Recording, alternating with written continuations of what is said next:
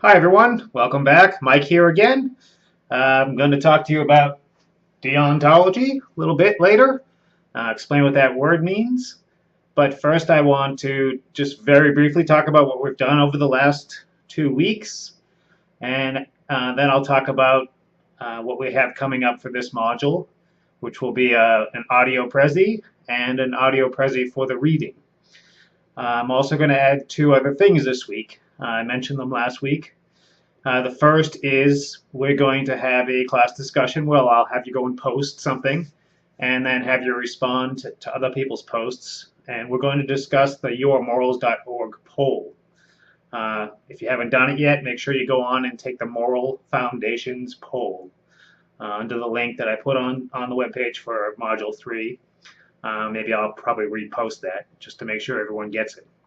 The other thing I'm going to try to do is have online office hours. I'm sure by this point, with consequentialism and now this week deontology, there's going to start to be some confusions and questions. That's totally normal. Philosophy is a weird thing to study. Ethics is even weirder because we all go about our daily life, doing ethics all the time, but we rarely stop and think about what exactly what we're doing means. So I'll have an online office hour where you can come, or you can come as a group, whatever you want to do, and we'll try to set that up by doing a online scheduling. I'll email all this information to you later. So that's what's going to be happening for this module. I've noticed that no one seems to want to post to the Facebook page. I can take a hint, but I'm going to give it one more try. As a bit of a motivation, here's Trix. I'm going to start posting her on there. Trix is my buddy. She's often walking around in here while I'm doing class. If you're wondering where Trix went, she decided she wanted to hop down. Trix is a pretty tough little cat. She didn't look like much, but she is very tough.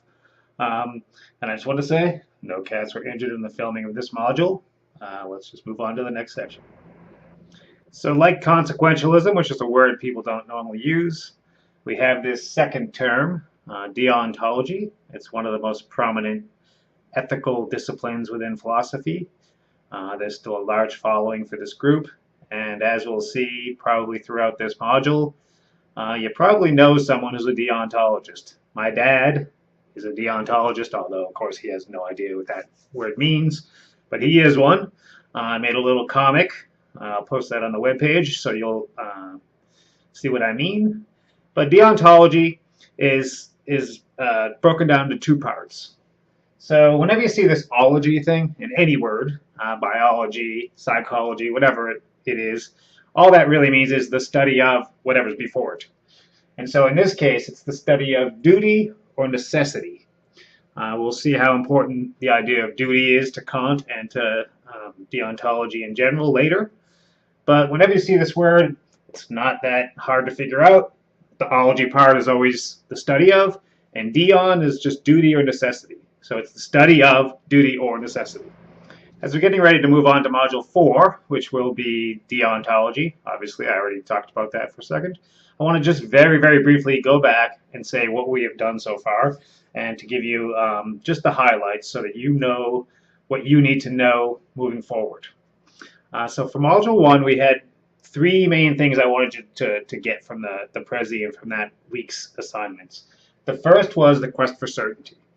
Now, the quest for certainty is more of a description than a critique. I'm not critiquing this idea. I'm just trying to get us to see that many, many people go around believing they know the answers, know what they saw, know what they believe, know what they think, but they very rarely stop to pause. They never look inwards.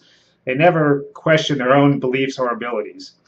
And in ethics, this is a bit of a problem. And so why is it a problem?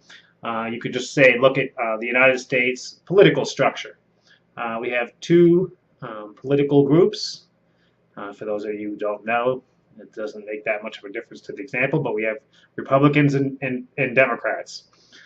They both hold certain ethical positions about, say, healthcare, or about warfare, or about inequality, wealth inequality, or they hold different positions about more specific instances like the end of life.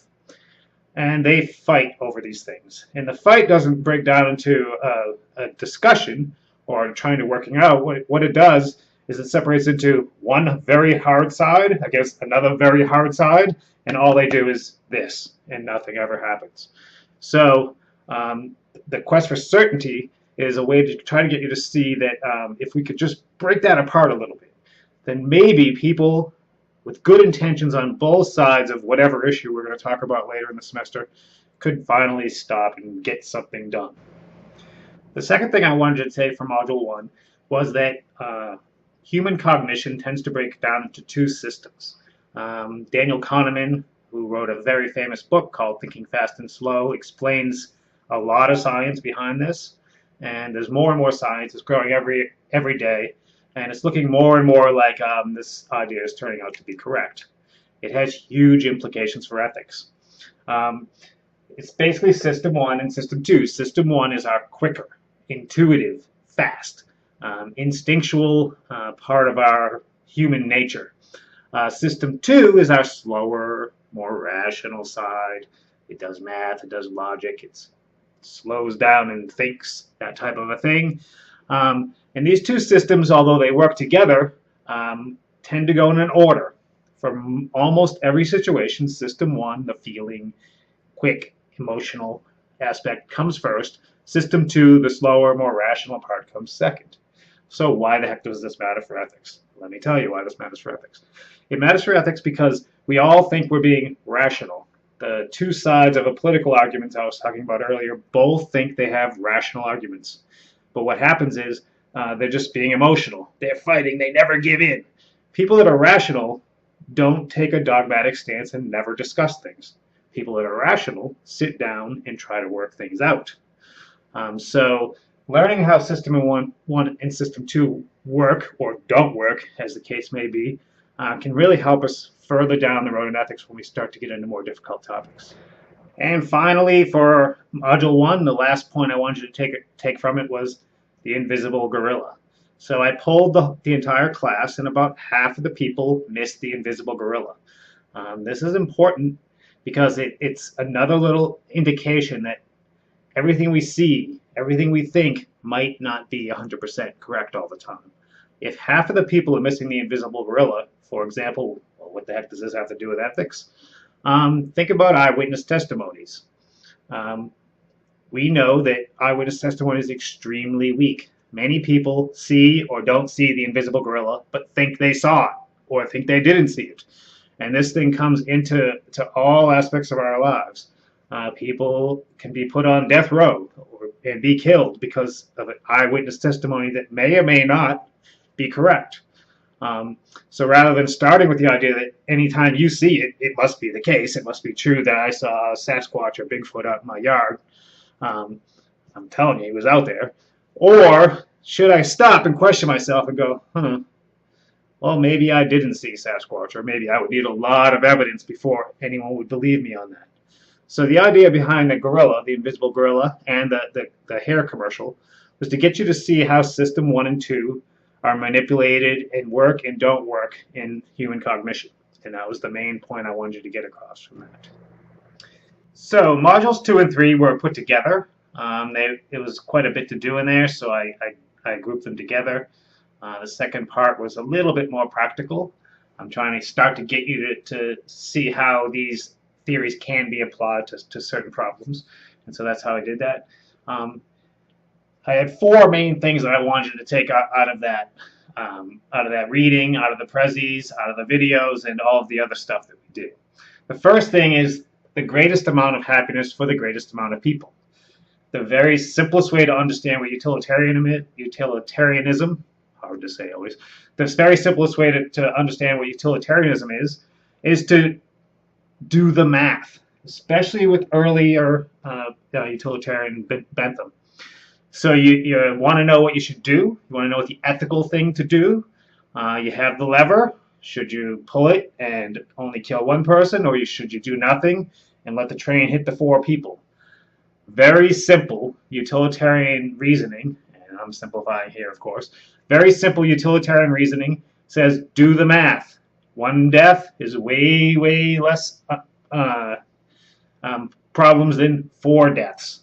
So that the ethical thing to do, the moral thing to do, is to pull the lever. That's the simple way to think about the very first part of the greatest amount of happiness for the greatest amount of people. Now, this is not a strange concept in the United States, at least. Democracy is more or less built on this idea of a majority. Whatever the majority wants tends to be what the majority gets. It's something like that. It's an earlier version of what we would see. And it starts to link morality to the vote. Whoever gets the most happiness from whatever the ethical problem is becomes the ethical response. So now, as I briefly said, Bentham was more interested in simple quantity. He wanted to do a calculus, try to figure out what the greatest amount of happiness was, and that would be his ethical response. Mill took into account some of the critiques that arose at the time, and he tweaked utilitarianism a little bit. He wanted to keep the idea of quantity, thought that was a good idea, although a little bit of a problem sometimes, and he wanted to add the idea of quality. So not only should quantity matter, but what something is like should matter. Not only should you be able to have Monday Night Football, you should also be able to have the Opera House. Not only should you have, Twitter, you should be able to have long-form poetry. Both these things have certain qualities, and we should weigh them out accordingly. That's what Mill was trying to work out. He did this in the face of many, many critiques of utilitarianism, some of which we covered last week. So the main idea I wanted you to take from this final point was that when we tried to decide, well, whose quantity, whose quality, who should we listen to, Mill came up with the idea of having a competent judge. Now, in short, I went into much more detail in the lesson, but in short, to be a competent judge of what the ethical thing to do is, you have to have experienced everything. For example, you can't judge Monday Night Football if you've never gone to Monday Night Football. You can't judge the opera if you've never watched an opera. To be able to judge which one has the most import, the most ethical import, say for democracy to spend its money on, then you have to have experienced both. So Mill tried to create this idea of a competent judge, someone that had the experience and the wisdom to choose what the ethical situation would be. So I want to say a final last couple of words. First, on the Your Morals poll. If you haven't taken it, please go take it. It's very interesting. It's trying to examine the connections between our ideas surrounding ethics and how they affect politics and vice versa. Thousands and thousands of people have done this poll. I find it very useful. It raises all kinds of interesting questions. I'll post my own results. I took the poll as well. So I'll post those when we're going to have the class discussion this coming module. And the second thing I want to point out is staying involved in an online course is key. If you want to succeed and you want to actually get something out of an online course, you have to try to stay involved. Try not to put things off until the very last day. Especially with the readings, you need to spend some time on them. This one is significantly harder than the earlier reading on consequentialism. So if you had an easy time with consequentialism, be careful. This next reading is a little more difficult. If you had a hard time with the consequentialism reading, you need to go and look at the Prezi. The Prezi will try to give some hints and clues of how to read Kant and how to understand what he's saying there. So make sure you go to that. I'm putting all these resources out there. They're not always required, but they're there to help you if you need it. Email me, text me with questions, go to the Facebook page. Do whatever you got to do to make this class work for you. I'm trying to respond to emails as quickly as I can.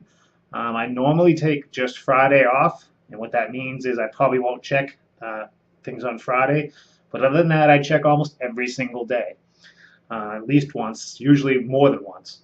And I try to stay up on my responses because I know how difficult it can be to stay connected in an online course. So keep going. This module will be a little bit steeper. It's a little bit more of a workout than our previous module. Don't worry, you can do it. Just try to stick with it. And if you have any questions, do the online office hours. I'm more than happy to spend whatever amount of time is needed chatting about Kant or the older stuff or whatever else you're happy want to talk about. So good luck and let me know how it goes.